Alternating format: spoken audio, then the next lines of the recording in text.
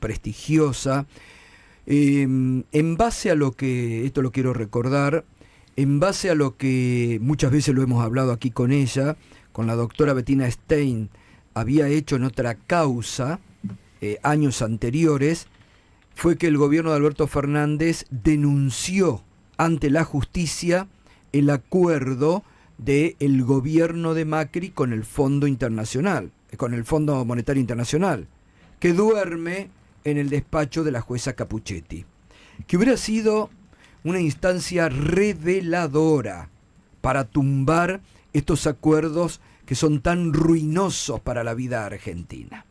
Y ahora, bueno, frente a este DNU donde un gobierno vuelve a traernos el fondo, el endeudamiento, era importante escucharla. Así que, Bettina, ¿cómo le va, doctora? Buen día. ¿Cómo le va, Gustavo? Un gusto hablar con usted. Lo mismo.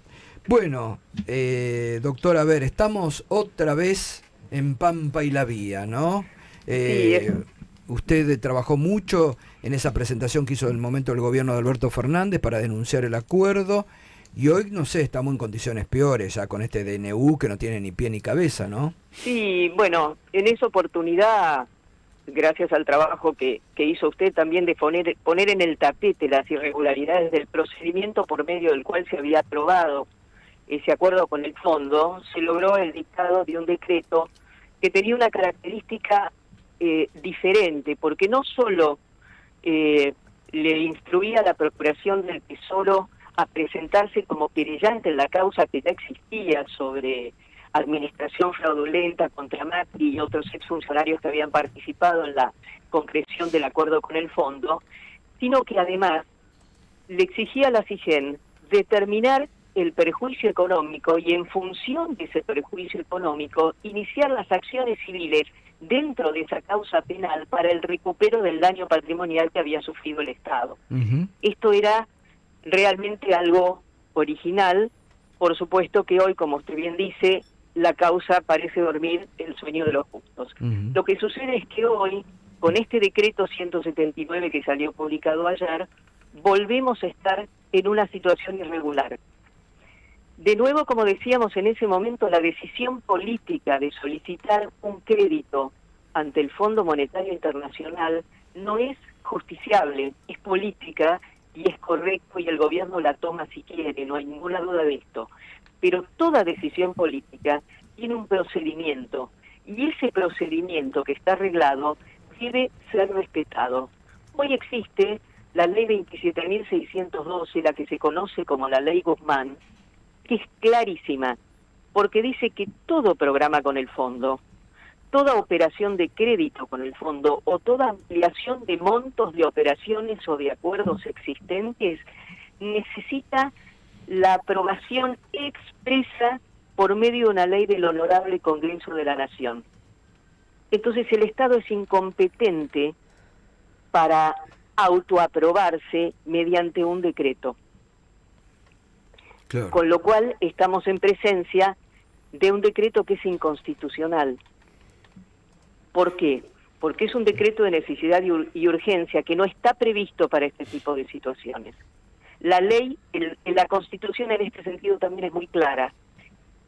El Poder Ejecutivo no puede emitir instrucciones que tengan naturaleza legislativa, y si lo hace son nulas de nulidad absoluta e insanable. Esto lo dice la Constitución.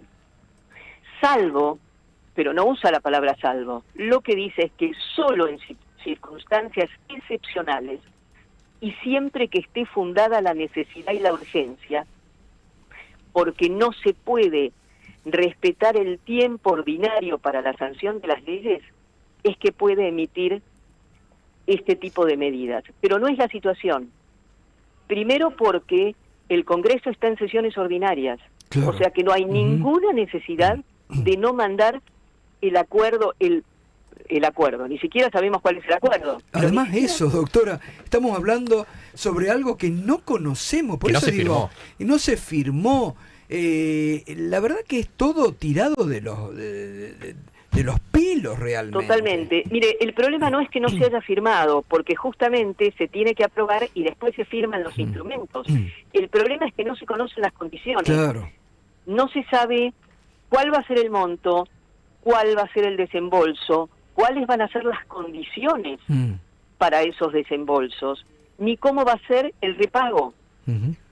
Entonces, aunque se pudiera, aunque estuviera permitido hacerlo por DNU, que desde ya le digo que no, el Congreso tampoco tiene que analizar. Claro. Doctora, la saluda Ariel Sack. Hola, Ariel. Ayer y los días anteriores, todos los juristas con los que consulté me decían, todos, no hubo uno que me dijera en contrario, todos me decían, bueno, esto es inconstitucional y es de una inconstitucionalidad insanable. Ahora, ¿quién se va a ocupar de determinarlo a esto? Porque si vamos a empezar un camino judicial, mire, con un juez de primera... no hay otra posibilidad.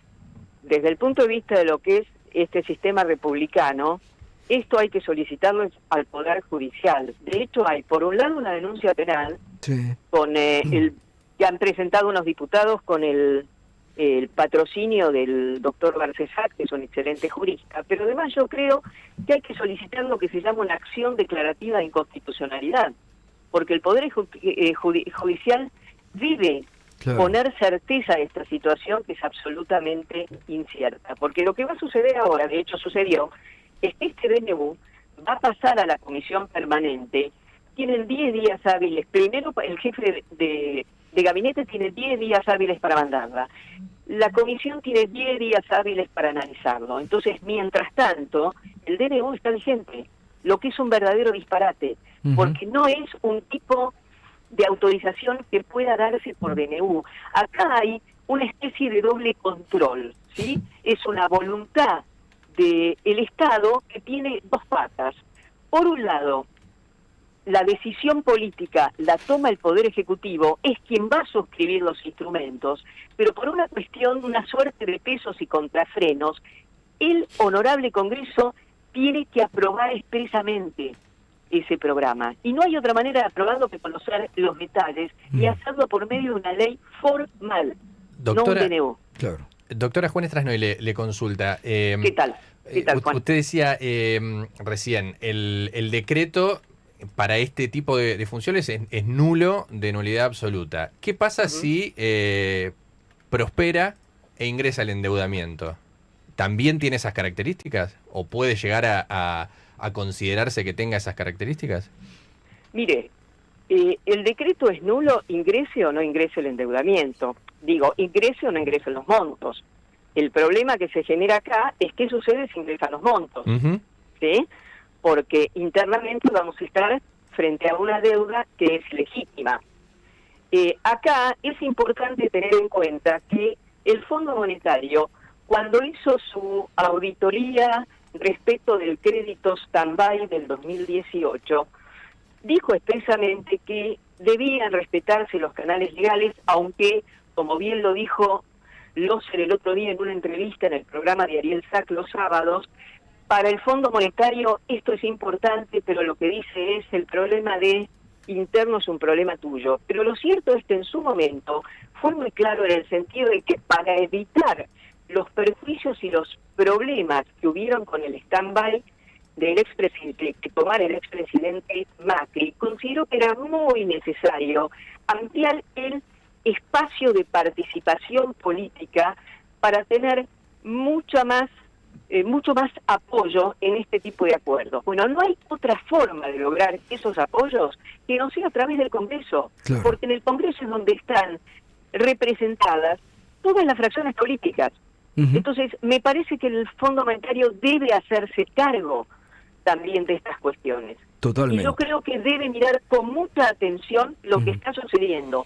Si como decía ayer, todos los juristas han estado contestes en que este decreto es inconstitucional, el Fondo Monetario no puede mirar para otro lado. Totalmente. Tiene que tenerlo claro y tiene que hacer algo con esto.